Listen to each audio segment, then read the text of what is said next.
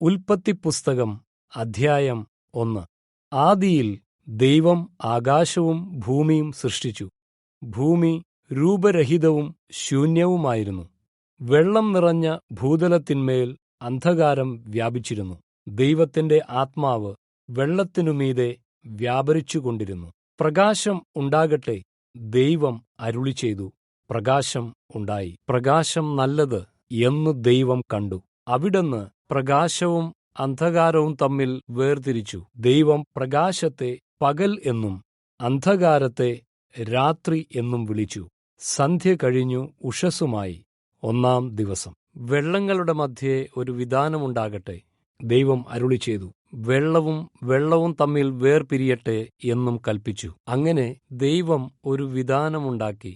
വിതാനത്തിന് താഴെയുള്ള വെള്ളവും മുകളിലുള്ള വെള്ളവും തമ്മിൽ വേർതിരിയട്ടെ എന്നു കൽപ്പിച്ചു. അത് അങ്ങനെ തന്നെ സംഭവിച്ചു. വിതാനത്തെ ദൈവം ആകാശം എന്ന് വിളിച്ചു. സന്ധ്യ കഴിഞ്ഞു ഉഷസ്സുമായി. 2-ാം ദിവസം. ആകാശത്തിന് താഴെയുള്ള വെള്ളം ഒരു സ്ഥലത്ത് കൂടിച്ചേർന്ന് ഉണങ്ങിയ നിലമുണ്ടാകട്ടെ. ദൈവം അരുളിച്ചെയ്തു. അങ്ങനെ സംഭവിച്ചു. ഉണങ്ങിയ നിലത്തിന് ദൈവം കര എന്നും വെള്ളത്തിന്റെ ശേഖരത്തിന് സമുദ്രം എന്നും പേർ വിളിച്ചു. നല്ലത് എന്ന് ദൈവം കണ്ടു. ഭൂമിയിൽ സസ്യജാലങ്ങൾ മുളയ്ക്കട്ടെ. ഭൂമിയിൽ നിന്ന് വിത്തുള്ള സസ്യങ്ങളും അതതു തരം വിത്തുള്ള ഫലം കായ്ക്കുന്ന വൃക്ഷങ്ങളും മുളച്ചുവരട്ടെ. ദൈവം അരുളിച്ചെയ്തു. അങ്ങനെ സംഭവിച്ചു. ഭൂമി അതതു തരം വിത്തുള്ള സസ്യജാലങ്ങളും അതതു തരം വിത്തുള്ള ഫലം കായ്ക്കുന്ന വൃക്ഷങ്ങളും മുളപ്പിച്ചു. നല്ലത് എന്ന് ദൈവം കണ്ടു. സന്ധ്യ കഴിഞ്ഞു ഉഷസ്സുമായി.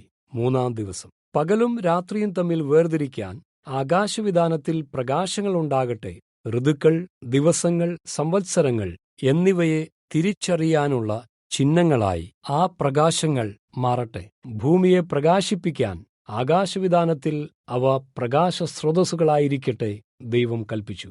അങ്ങനെ സംഭവിച്ചു. പകലിന്റെ അധിപതിയായി വലുപ്പം കൂടിയ പ്രകാശവും രാത്രിയുടെ അധിപതിയായി വലുപ്പം കുറഞ്ഞ പ്രകാശവും, ഇങ്ങനെ 2 വലിയ പ്രകാശത്തെ ദൈവം ഉണ്ടാക്കി.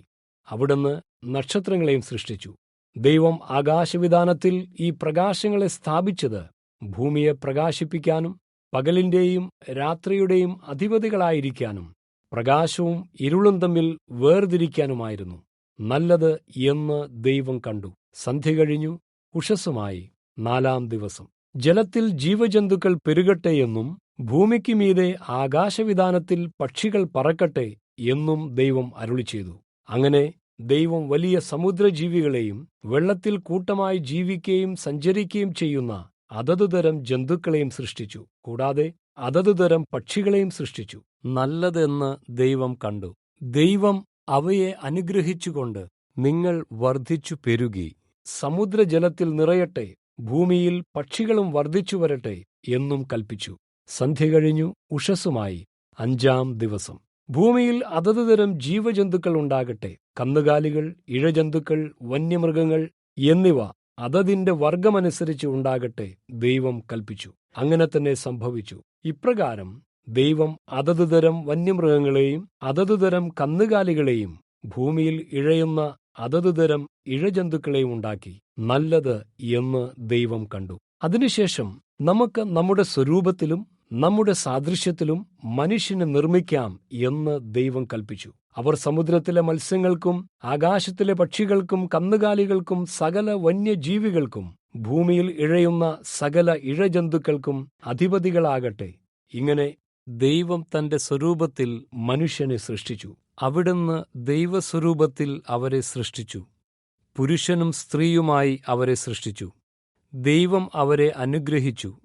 നിങ്ങൾ സന്താന സമൃദ്ധിയുള്ളവരായി പെരുകി ഭൂമിയിൽ നിറഞ്ഞ് അതിനെ അധീനമാക്കുക.